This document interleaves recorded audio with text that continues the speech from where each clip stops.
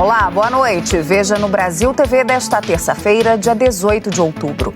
O fogo destrói a área da Serra da Moeda, na região metropolitana de Belo Horizonte. É o segundo grande incêndio na região em menos de um mês. E a Polícia de Minas prende um homem suspeito de envolvimento no incêndio do Parque Estadual do Rola Moça em setembro. Mutirão da vacina no Maranhão. Equipes de saúde percorrem escolas e creches para colocar as vacinas das crianças em dia. E ainda, a chuva volta a fazer estragos no Paraná. Casas ficaram inundadas e uma estrada coberta de granizo. Agora no Brasil TV.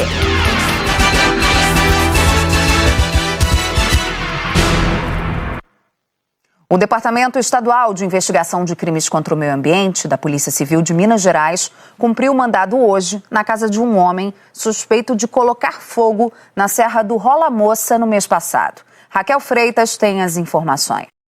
A análise de câmeras de segurança do Parque Estadual da Serra do Rola Moça, ela foi fundamental aí para que a polícia conseguisse chegar até esse suspeito. Esse incêndio aconteceu no mês passado, ele começou na tarde do dia 15 de setembro. O combate durou 2 dias, envolveu aí mais de 100 pessoas, foram 4 aeronaves, mais 2 helicópteros, muita gente mobilizada para fazer esse combate e foi um prejuízo enorme, né, para a fauna, para a flora também, e custos aí que chegam à casa dos R$600 mil. Bom, analisando essas imagens das câmeras de segurança, a polícia conseguiu chegar a esse suspeito e concluiu que foi um rojão que provocou esse incêndio. Essas imagens, elas mostram o momento que o suspeito ele entra no parque, depois se dirige a um mirante e começa a soltar fogos de artifício. E um desses fogos de artifício, um rojão, cai na área de mata e aí inicia esse incêndio que consumiu 250 hectares de vegetação. Segundo a polícia, esse suspeito, ele é um empresário, ele tem uma distribuidora de bebidas e também faz vendas de celulares, equipamentos eletrônicos pela internet. Ele tem muitos seguidores nas redes sociais, mais de 100 mil seguidores. E para promover essas vendas que ele faz, ele ia para locais aqui, né, da Grande BH e fazia, né, ele soltava foguetes numa ação, uma promoção de venda. Então, segundo a polícia, foi isso que aconteceu aí no dia, né, dessa queimada que causou tanto prejuízo na Serra do Rola Moça. Bom, esse suspeito, ele já tinha outras passagens pela polícia por tentativa de homicídio, também tráfico de drogas. E hoje a polícia, depois de um mês de investigação, deflagrou aí a Operação Sentinelas da Floresta. Foram cumpridos 3 mandados de busca e apreensão, um na casa do suspeito, um na empresa e também no carro que ele usou aí no dia em que houve o incêndio. Segundo a polícia, na empresa do suspeito foram encontradas drogas e, por isso, ele foi preso em flagrante. Os investigadores continuam a investigação sobre o incêndio porque não descartam a possibilidade do envolvimento de outras pessoas. Brigadistas conseguiram controlar um novo incêndio que atingiu a Serra da Moeda, também em Minas Gerais, nesta manhã. É o segundo em apenas uma semana. O fogo e a fumaça se espalharam pela vegetação. As chamas começaram durante a madrugada.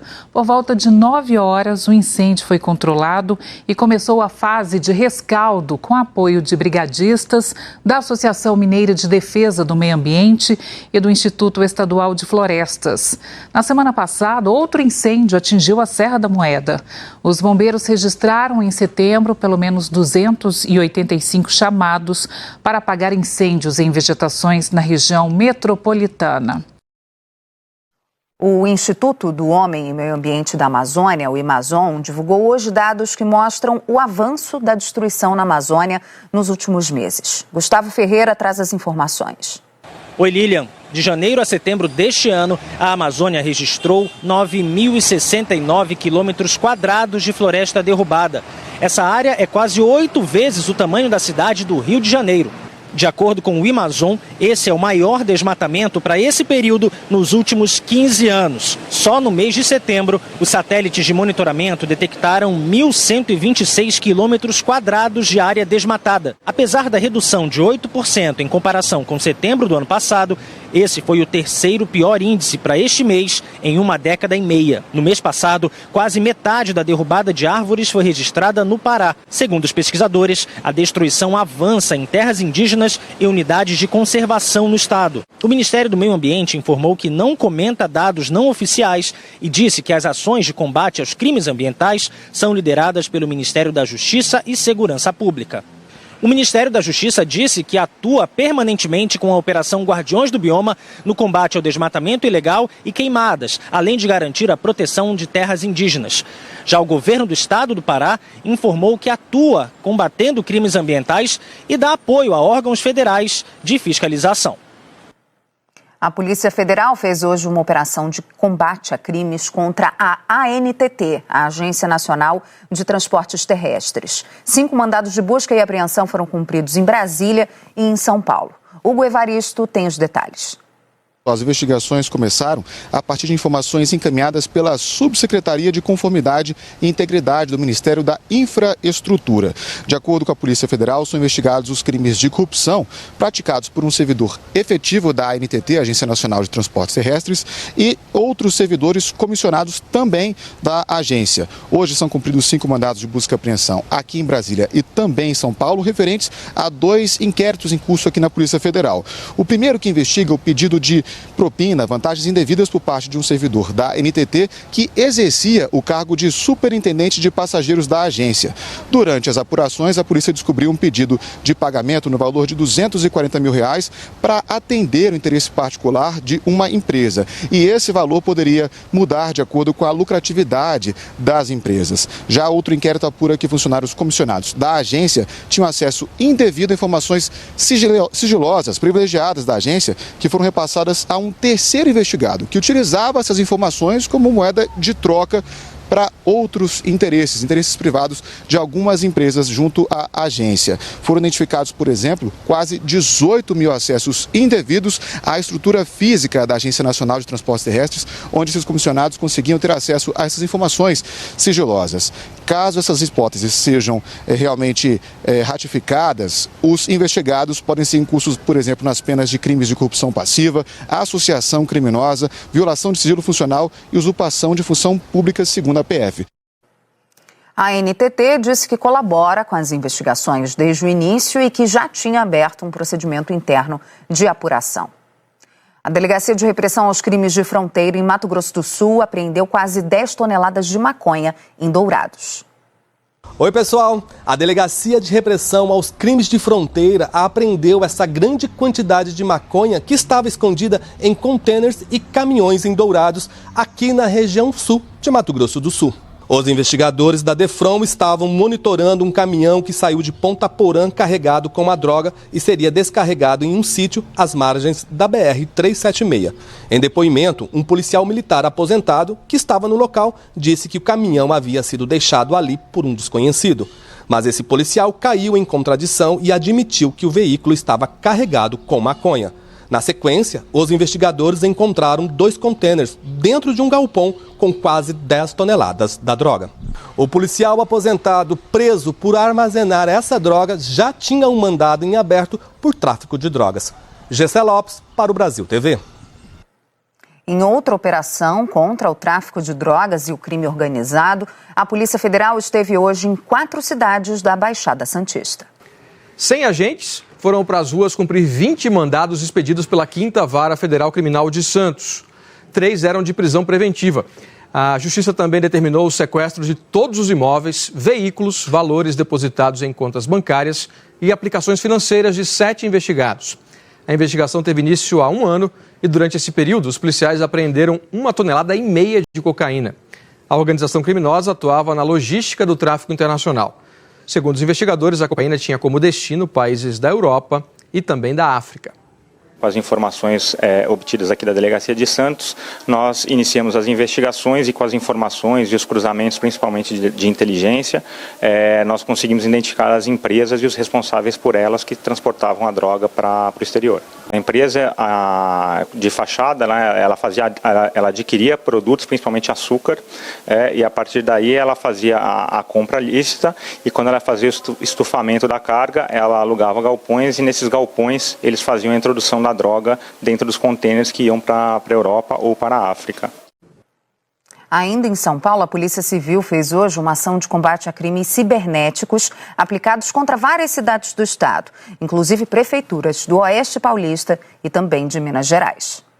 Os golpes eram aplicados através do uso de sites falsos e também do envio de falsas mensagens para as vítimas. O crime envolveu desde o acesso a dispositivos e redes sociais até os ataques cibernéticos a 7 prefeituras do estado de São Paulo e de outros 2 estados. Na região de Presidente Prudente, 3 cidades foram alvos do golpe. Em Pirapozinho, o desvio ultrapassou os R$2,5 milhões. Em Anhumas, chegou a quase 400 mil. Em Teodoro Sampaio, o valor desviado não foi divulgado.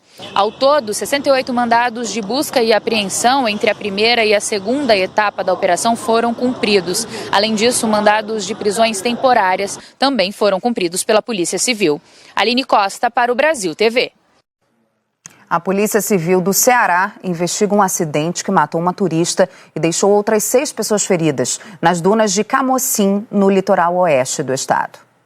2 pessoas foram transferidas aqui para a Santa Casa de Sobral em estado grave.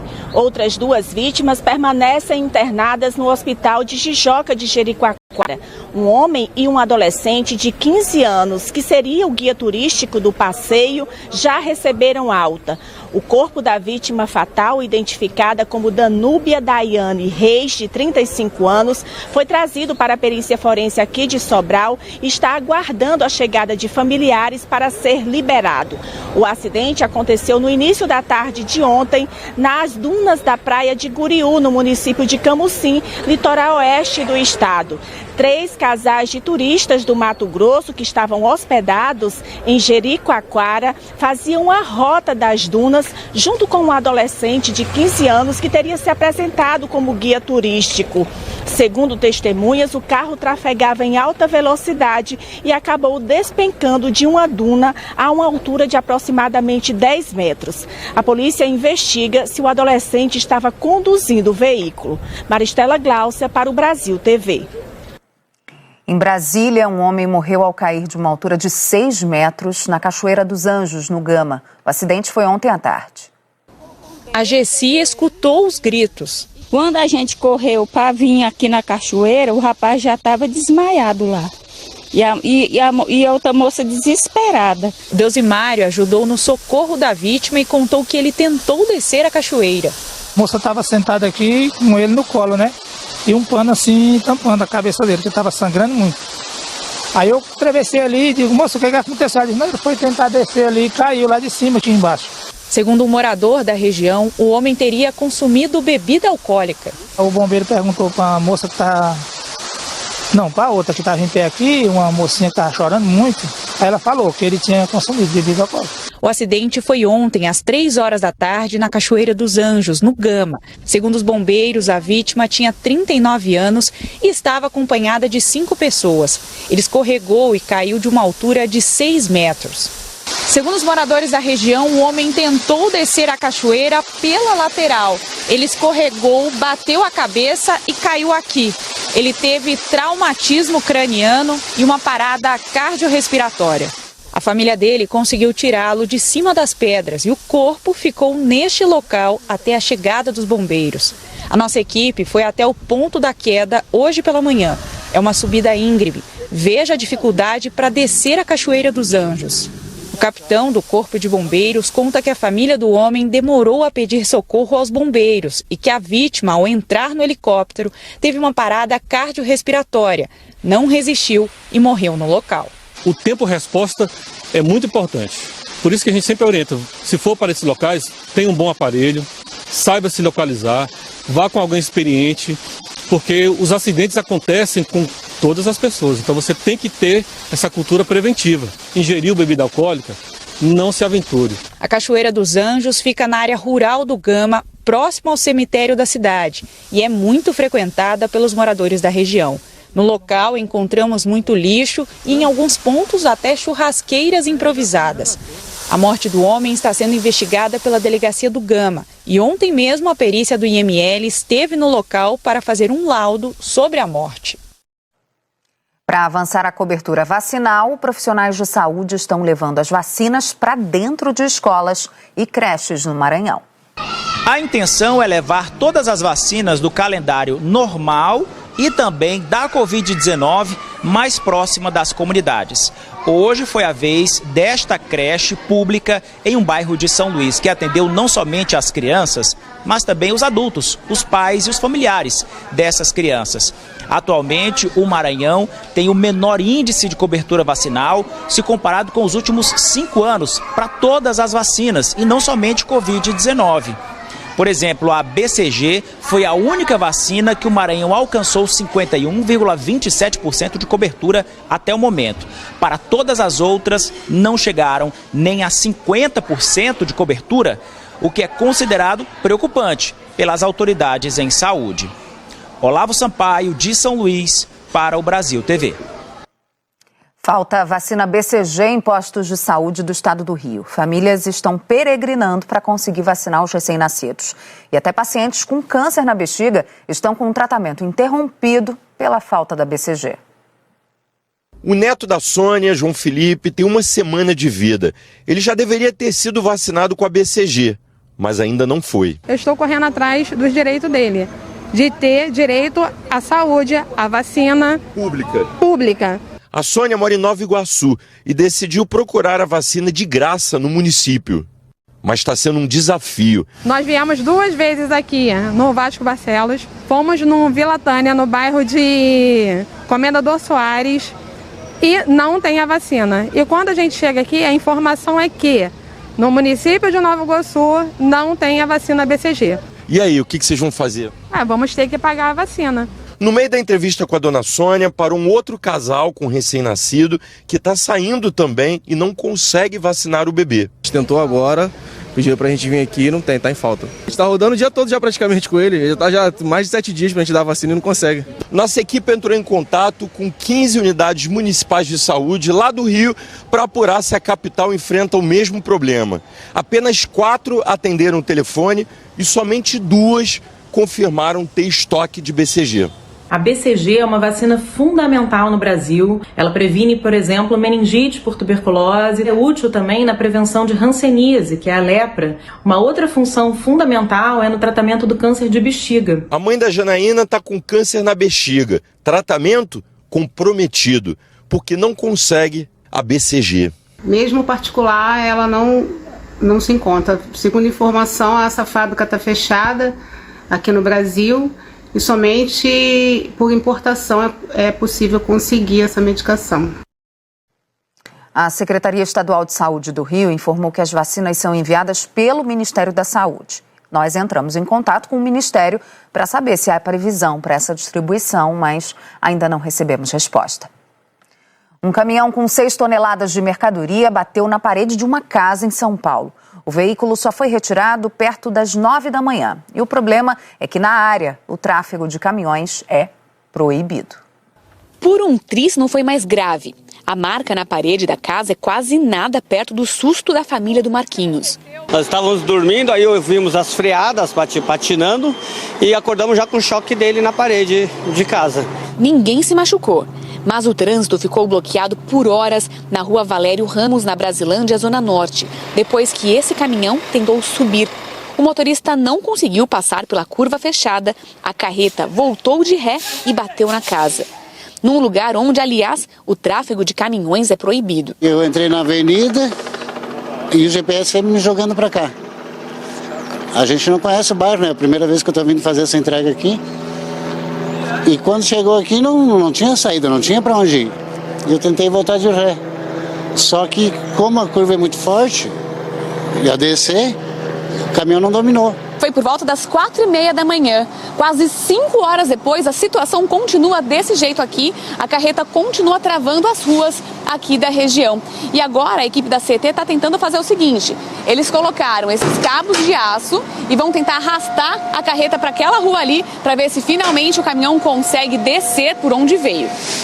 Aos poucos, o veículo com 6 toneladas de copos plásticos que veio de Criciúma, Santa Catarina, foi arrastado.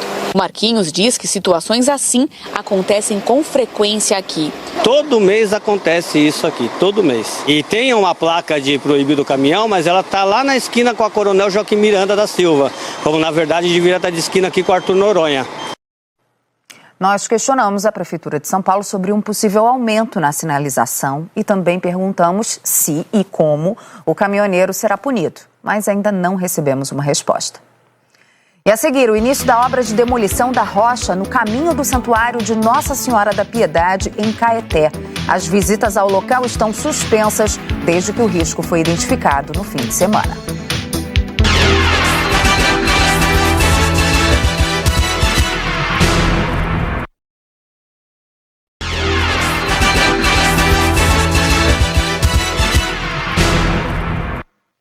Brasil TV de volta com a informação da saída do cargo do vice-presidente de Tecnologia e Digital da Caixa Econômica Federal, Cláudio Salituro. No comunicado divulgado ontem à noite, o banco informou que ele renunciou por questões pessoais. Em maio, servidoras denunciaram casos de assédio moral e sexual na gestão do então presidente Pedro Guimarães. Pedro deixou a presidência no mês seguinte e Cláudio é o 4º vice-presidente a sair do banco desde então. De acordo com o site Metrópolis, Cláudio Salituro aparece em vídeos e áudios constrangendo servidores do banco e também foi alvo de denúncias. A TV Globo apurou que a saída dele foi confirmada na reunião do Conselho de Administração da Caixa, que ontem analisou um relatório da Corregedoria do Banco sobre as denúncias contra Pedro Guimarães. O documento não foi divulgado. Nós procuramos Cláudio Salituro e a Caixa, mas não tivemos resposta. Começaram hoje as obras na estrada de acesso ao Santuário Basílica de Nossa Senhora da Piedade, em Caeté, Minas Gerais. As máquinas chegaram hoje cedo e foram levadas para o local onde fica a rocha, que está com fissura. A pedra de 16 metros vai ser demolida aos poucos para evitar desmoronamentos. Segundo a equipe técnica, a rocha, que já vinha sendo monitorada há algum tempo, está localizada a 1 quilômetro de distância da Basílica. O santuário está fechado, apenas geólogos e operários têm acesso. A previsão é que o trabalho seja concluído até o fim desta semana. Depois de retirado esse primeiro volume, a gente faz uma outra avaliação para verificar se existe necessidade de remoção secundária de algum desses outros volumes que ficaram, que restaram, ou se nós podemos fazer simplesmente a sustentação, um grampeamento ou alguma coisa nesse sentido. Ainda não há previsão de reabertura do Santuário da Serra da Piedade. De acordo com a Arquidiocese de Belo Horizonte, quem já agendou a visitação terá o valor restituído. Agora, olha essa história. Um homem forjou o próprio sequestro para conseguir tirar dinheiro da família em São Luís. E aí, ao ser preso, ele disse que fez tudo isso porque precisava da quantia para pagar dívidas. Segundo a polícia, o homem de 39 anos fingiu ser um sequestrador e enviou fotos amarrado e amordaçado para a família. Os parentes fizeram comunicado à polícia, que começou a investigação. Polícia Militar e Polícia Civil entraram no caso e começaram a busca pela suposta vítima. O carro dele foi localizado em um bairro da capital e, em seguida, ele foi encontrado em um restaurante almoçando. Ele confirmou à polícia que fingiu o próprio sequestro porque precisava de dinheiro para o pagamento de dívidas. A polícia agora investiga se ele está envolvido em outros crimes. Davi Araújo para o Brasil TV. E voltou a chover forte no estado do Paraná. Na semana passada, os temporais provocaram 6 mortes no estado. Ontem, a chuva atingiu cidades da região norte. Os estragos foram registrados em pelo menos 2 cidades do norte do Paraná. Em Londrina, por exemplo, choveu mais de 40 milímetros em poucas horas. A quantidade de água encheu os córregos do aterro do Lago Igapó, o principal da cidade. A enxurrada atingiu vários pontos do município. Ruas e calçadas ficaram submersas. Lá é o aterro, A água está lá no meio da grama, está chegando até do outro lado, já emendou os dois rios. O motorista desse carro tentou passar por uma rua alagada, mas o veículo parou de funcionar. Ele até tentou empurrar, mas desistiu. Em questão de minutos, o carro ficou todo encoberto. A água também invadiu casas e lojas que ficam às margens do aterro. Chega num ponto que o volume de água é tamanho que a água não consegue passar por essa tubulação. Então, ela tem que ficar em algum local. Então, ela fica armazenada nesse vale, nesse fundo de vale, até que o fluxo de água aconteça.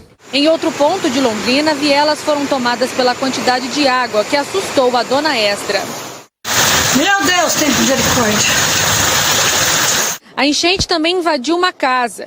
Essa árvore caiu sobre um dos quartos e o portão ficou retorcido pela força do vento. Segundo a Defesa Civil, ninguém se feriu, mas os moradores foram orientados a sair da casa.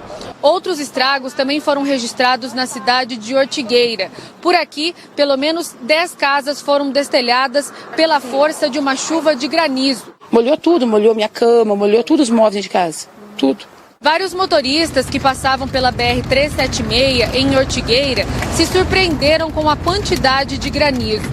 Ao longo da manhã, o granizo acabou derretendo e nenhuma rodovia foi bloqueada nesta terça-feira.